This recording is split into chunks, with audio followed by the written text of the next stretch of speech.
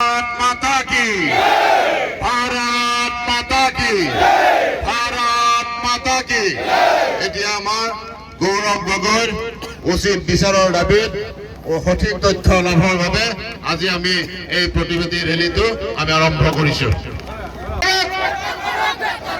রাষ্ট্রদ্রোহী গৌরব গগৈ গ্রেপ্তার করুন। রাষ্ট্রদ্রোহী গৌরব গগৈ মুর্দাবাদ। রাষ্ট্রদ্রোহী গৌরব গগৈ মুর্দাবাদ। রাষ্ট্রদ্রোহী গৌরব গগৈ হুঁশিয়ার। রাষ্ট্রদ্রোহী গৌরব গগৈ গ্রেপ্তার করুন। রাষ্ট্রদ্রোহী গৌরব গগৈ হুঁশিয়ার। মাতা কি ভারত মাতা কি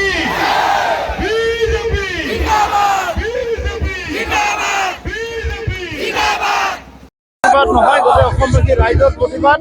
গোটেই অসমবাসী ৰাইজে জানিব বিচাৰিছে গৌৰৱ গগৈৰ আমাৰ চিৰবৈৰী আমাৰ শত্ৰুদেশ পাকিস্তানৰ লগত কি সম্পৰ্ক।